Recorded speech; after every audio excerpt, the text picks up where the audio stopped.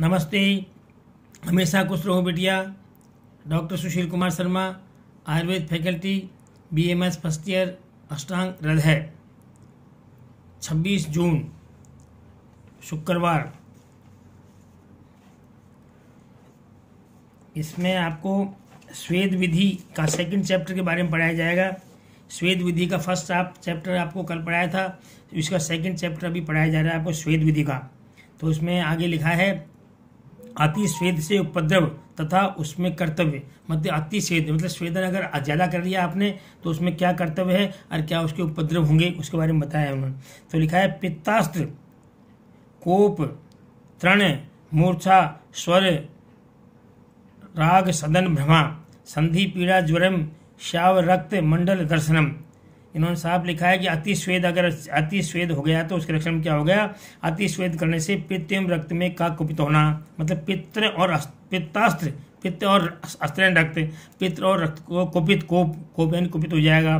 तृण यानी प्यास लगेगी। मूर्छा यानी बेहोशी हो जाएगी। स्वरभंग, स्वरभंग का मतलब स्वर का बैठना हो जाएगा। स्वरभंग। सदन, अंगों में शिथिलता हो जाएगी। भ्रमा, चक्कर आएंगे आपको। संधि पीड़ा, संधियों में पीड़ा होगी। ज्वर हो जाएगा, बुखार हो जाएगा आपको। श्याव, रक्त मंडल दर्शनम, और इसके अलावा काले और लाल चकत्ते शरीर पर दिखाई देंगे। कैसी स्थिति में? अगर आपका स्वेदन ज्यादा हो गया तो उसके उपद्रव हैं ये, इसके दिखाई देंगे। स्वेदो अतियोगा छर्दी, और स्वेद के अतियोग में छर्दी यानी वमन भी होगा। स्वेद के अतियोग हो जाएगा तो वमन भी होगा। इस तत्र स्तंभन औषधि, इसमें क्या उपाय करना चाहिए? तो वहां पर स्तंभन औषधियों का प्रयोग करना चाहिए। स्तंभन औषधि यानी उसको रोकने वाली औषधियों का प्रयोग करना चाहिए। इसमें विष, क्षार,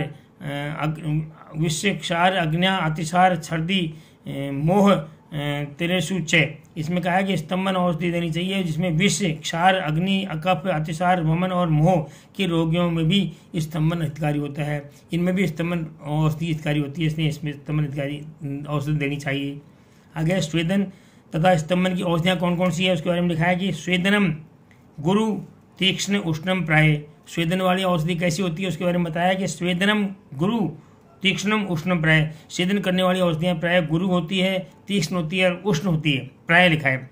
स्तंभन अन्यथा, और स्तंभन की औषधियाँ इसके विपरीत होती है। इसका मतलब वो क्या होगी? गुरु की बजाय लघु होगी, उष्ण की, तीक्ष्ण की बजाय मंद होगी और उष्ण की बजाय शीत होगी। तो शीत स्तंभन ये क्या है? स्तंभन औषधियाँ इसके विपरीत लघु, मंद और शीत औषध स्तंभन होती है। आगे लिखा है द्रव्य स्थिर, सर, स्निग्ध, रूक्ष, सूक्ष्म चाहे भेषजम। और द्रव्य स्थिर, सर, स्निग्ध, रूक्ष और सूक्ष्म औसत स्वेदन होती है। ये स्वेदन वाली होती है। आगे लिखा है कि स्वेदनम, ये तो स्वेदन की होगी। स्वेदनम, स्तवनम, श्लक्षणम, रूक्ष, सूक्ष्म, द्रव सरम। और स्तंभन के लिए श्लक्षण यानी चिकनी होगी, श्लक्षण होगी, रूक्ष होगी, सूक्ष्म होगी, सर और द्रव होगी। प्राय तिक्तम कषायम च मधुरम च समासित। और प्राय क्या है? तिक्त, कषाय और मधुर औषध जो है साधारणतः स्तंभन की औषधियाँ की कहलाती है। साधारणतः स्तंभन औषधियाँ होती है। अब स्तंभित के लक्षण क्या लिखे हैं? अगर मान लो स्तंभित करना हो तो उसके लक्षण क्या होंगे कि स्तंभित शाद बले लब्धे यथोक्त आमय संज्ञात। मतलब अगर स्तंभन करना है अपने को, स्तंभित हुआ कि नहीं हुआ इसके बारे में क्या है कि स्तंभन अगर जब हो गया हो, जब स्तंभन करने के बाद में रोगी में बल उत्पन्न हो जाए, मतलब शाद बले, बल उत्पन्न हो जाए, शक्ति वापस हो जाए उसमें। और यथोक्त आमय, जिस बीमारी के सेवन के, जिस बीमारी की समाप्ति के लिए वो किया गया है, वो उसका रोग का नाश हुआ है कि नहीं हुआ है ये देखना पड़ेगा। तब उसको स्तंभित लक्षण मानी जाएंगे। अब अति स्निग्ध के लक्षण।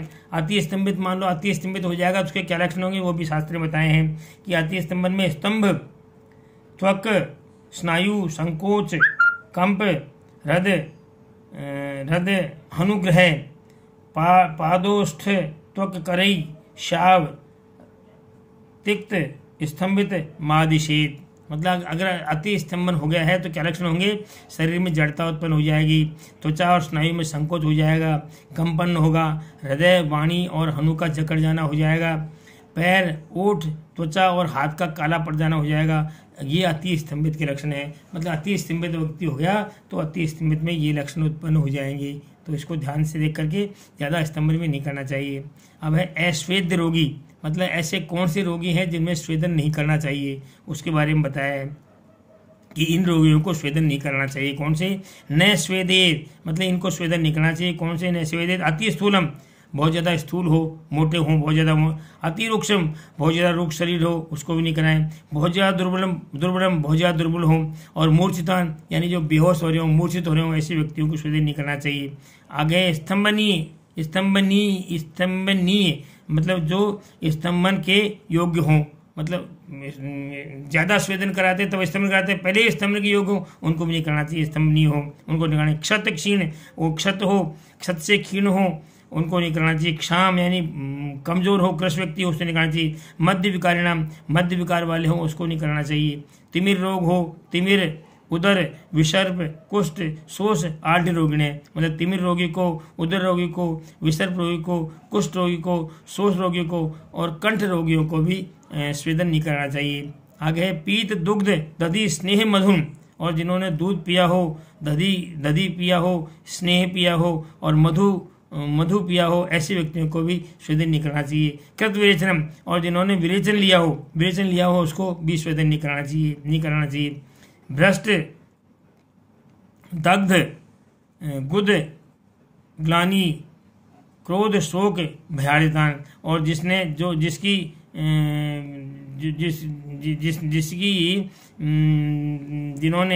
जिसकी गुदा च्युत हो गई हो, अपने स्थान से भ्रष्ट, दग्ध, गुद मतलब गुद है ना, भ्रष्ट हो गई हो, और दग्ध हो गई हो, जल गई हो, और ग्लानि हो, क्रोध हो, शोक हो, और जो भैंसे पीड़ित हो, ऐसे व्यक्तियों को भी स्वेदन नहीं कराना चाहिए। आगे लिखा है कि क्षुत, तृष्णा, कामला, पांडु, महीनम, क्षुत यानी प्यास से पीड़ित हो, तृष्णा से पीड़ित, प्यास से पीड़ित हो, उष्ण से पीड़ित हो, कामला से पीड़ित हो, पांडु रोग से पीड़ित हो, मिहिन प्रमेह रोग हो, पित्त पीड़ितान, पित्त रोग से पीड़ित हो, ऐसे व्यक्तियों को, गर्भिणी यानी गर्भिणी स्त्री हो, पुष्पिता यानी ऋतुमती हो, सूताम यानी जो प्रसूता हो, ऐसी स्त्री, मृदु चाहती की कहते, इनको अनिवार्य हो तो मृदु कोमल स्वेदन देवे। अनिवार्य मान लो बहुत अनिवार्य है तो बहुत ही मृदु और कोमल स्वेदन का प्रयोग करें। आगे स्वेद के साध्य रोग। अब स्वेदन से कौन कौन से रोग ठीक हो जाएंगे उसके बारे में बताया। स्वेदन से साध्य रोग कौन कौन से होते हैं उसके बारे में लिखा है कि श्वास काश प्रतिश्याय हिदमा आत्मान विबंधसु। सर्वप्रथम क्या है? श्वास रोग ठीक हो जाएगा, काश रोग ठीक हो जाएगा, प्रतिश्याय ठीक हो जाएगा, हिदमा यानी हिक्का ठीक हो जाएगी, आत्मान शरीर में भारीपन है वो ठीक हो जाएगा, विबंधसु शरीर में कब्जी है वो ठीक हो जाएगी स्वेद से। आगे स्वर भेद ठीक हो जाएगा। स्वर में अगर भेद है, स्वर में रुकावट है तो वो स्वर भेद ठीक हो जाएगा इससे। अनिल व्याधि, वातव व्याधियाँ ठीक हो जाएगी, श्लेष्म व्याधि ठीक हो जाएगी, ठीक है, स्तंभित हो जाएगी, गौरव यानी शरीर में भारीपन है वो ठीक हो जाएगा। अंगमर्द, कटी, पार्श्व, पृष्ठ, कुक्षी, अनुग्रह। अंगमर्द यानी शरीर में अंगमर्द, शरीर में सारे बदन में पीड़ा हो, अंगमर्द हो वो ठीक हो जाएगा। कटी में, पार्श्व में, पृष्ठ में और कुक्षी में इसमें पीड़ा हो वो ठीक हो जाएगी। अनुग्रह हो, अनुग्रह है तो वो ठीक हो जाएगा, अनुग्रह ठीक हो जाएगा। तथा प्रश्नों में प्रश्न बढ़ा हुआ होने पर, प्रश्न के बढ़े हुए होने पर वो ठीक हो जाएंगे, ठीक है। प्रश्न अगर बढ़ा हुआ है तो वो ठीक हो जाएगा। क्षुत, तृष्णा, कामला, पांडु, महीनम, पीड़ितम। अंगमर्द, अनुग्रह। महत्वे, मुस्कयो, खल्व, आयामी, वात, कंटके। और इसमें क्या है? मान लो कुक्षी, मुस्क हो, कुक्षी में अनुग्रह हो, प्रश्न में बड़ा होने पर खल्ली यानी उसको खल्ली रोग हो, आयाम और वात कंटक रोग हो, मूत्रकृच्छ हो, अर्बुद हो, ग्रंथि हो, शुक्र आघात, आढ़्यवात अनुष्ठम के रोगी हो। स्वेदम यथम कुरियात दत्त औषधि विभागतः। इन रोगों की औषधि की दृष्टि से जैसा योग हो वहाँ वैसा ताप स्वेद, उपनाह स्वेद, उष्ण स्वेद या द्रव स्वेद जो भी उचित हो वह वहाँ स्वेद कराना उसको चाहिए। अग्नि, अब आगे लिखा है अग्नि रहित स्वेद कौन कौन से हैं। ऐसे कौन कौन से स्वेद हैं जिसमें अग्नि की आवश्यकता नहीं है, बिना निरग्नि स्वेद, मतलब इनको निरग्नि स्वेद भी कहा गया है कि बिना अग्नि के स्वेदन हो जाए। ऐसे कौन कौन स्वेद उसके बारे में कहा है इन्होंने कि स्वेदो हितस्ते नाग्नियो वाते मेदे कफावृति निवातम गृह मायासो गुरु प्रावरणम भयम उपनाह आहव क्रोध भूरिपानम क्षुदा आतप है। ये इस प्रकार से इन्होंने अग्नि रहित स्वेद बताया है।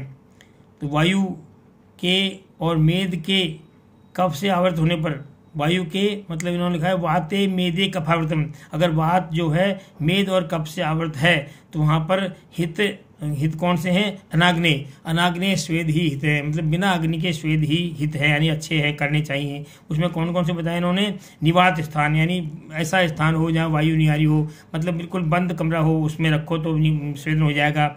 निवात स्थान ग्रह। आयास हो, यानी आयास यानी परिश्रम करना। गुरु प्रावण यानी भारी ओढ़ना उड़ा दो उसको, कम्बल उड़ा दो तो हो जाएगा। भयम भय दिखा दो उसको तो हो जाएगा। उपनाह यानी गर्म पट्टी बांध दो उसके। आहो क्रोध करना, युद्ध करना, कुश्ती लड़ना। क्रोध करना। भूरिपान अत्यधिक मात्रा में उसको मदिरा पिला दो, वो क्षुधा भूख लगने से, उपवास करने से। और धूप में बैठा दो, ये निरग्नि स्वेद, इस प्रकार से ये बिना अग्नि के स्वेदन बताए गए हैं। तो इससे इस अग्नि की आवश्यकता नहीं है, बिना अग्नि के ही इसमें स्वेदन रहता है, यानी पसीना आता है।